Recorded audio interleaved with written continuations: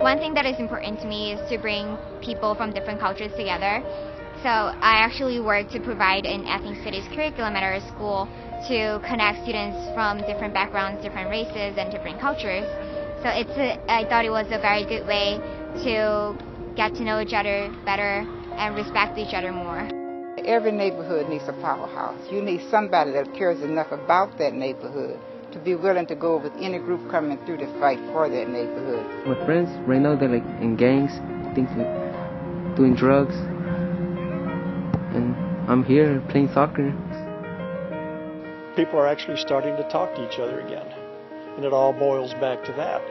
And if it hadn't been for the garden here, that might not have happened.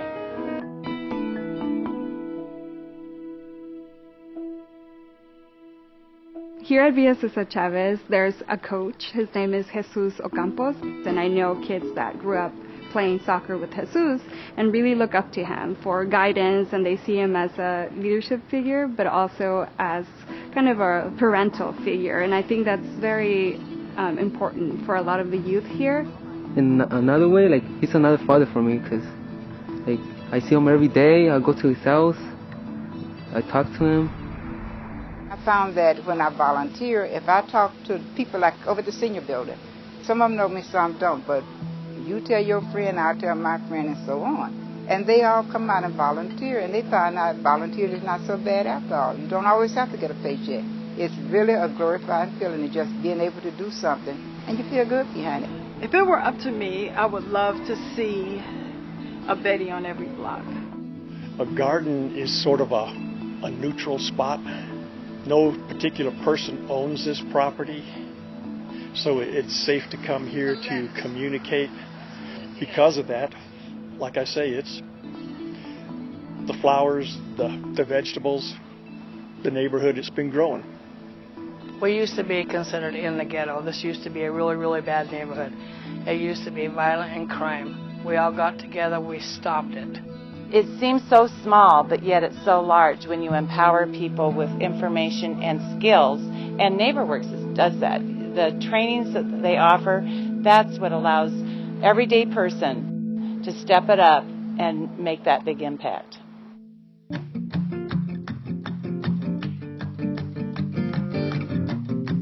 It might really sound cheesy to outsiders, but they told me they say thank you so much. I've learned what it means to be a leader. I've learned about community. I didn't know what community meant. Now I am not afraid to ask a question. It's wonderful because this is where I come when I need to get re-energized to do the work, or this is where I come when I need just to feel like the work that we're doing is having impacts, because you can see it here.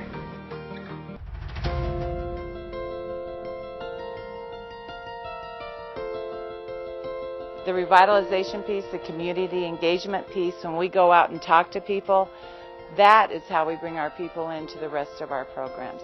And NeighborWorks is so critical, because without the Community Leadership Institute and without the NTIs that we attend, we wouldn't have the skills to go out and share that. And my residents who I take to the Community Leadership Institute would not have the skills to share all the information that we have to offer.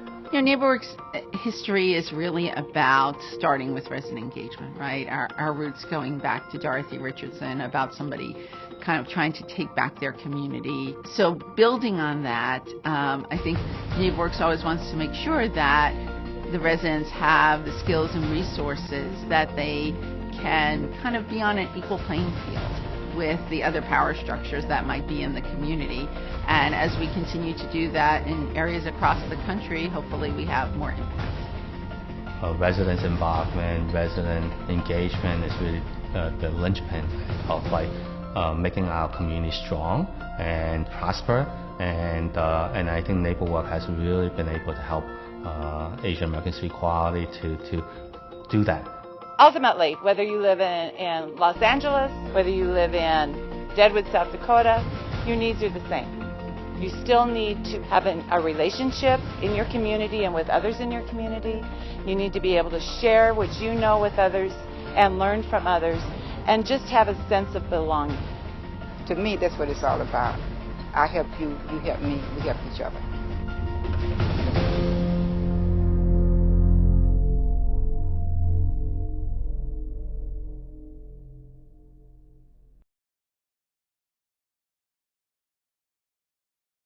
By this little garden, what it did is it transformed our whole entire neighborhood.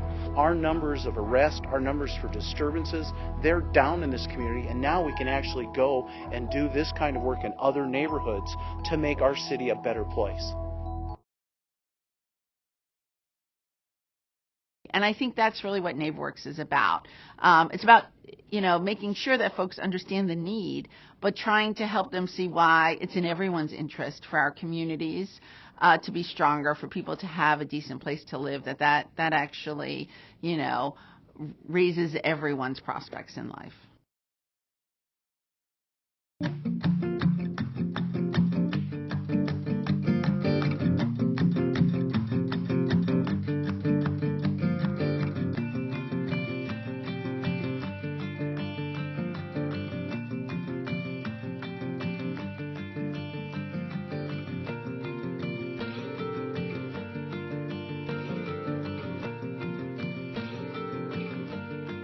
Seven years ago, I would not come out in my backyard and sit out on my front step or go meet my neighbors. I just would not do it. I stayed in my house. I stayed to myself. And now I don't, because I got really, really involved with the area and then the community. I moved here in 1964, and it has always been a beautiful place to me. When I was 13, it was really a showcase. So that picture stayed embedded in my head. So when it started going down, my dream was to find somebody that could work with us and help pull it back up. There's a lot of immigrant students come to my school, and I saw them. They are standing in the hallway, and they are like, where should I go? Where should I do? I step up to help them, to ask them, what can I help? I think be proactive is really important.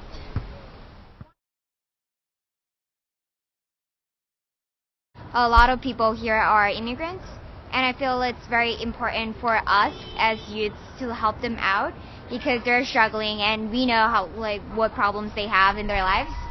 So as a person who also underwent that the same process, I think it's important and necessary for me to help them out too.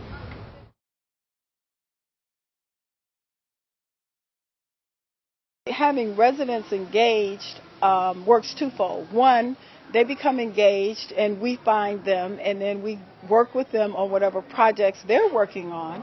Or secondly, sometimes they may come to us for services, and then we in turn ask them to work with us, and they become volunteers and engaged in the community.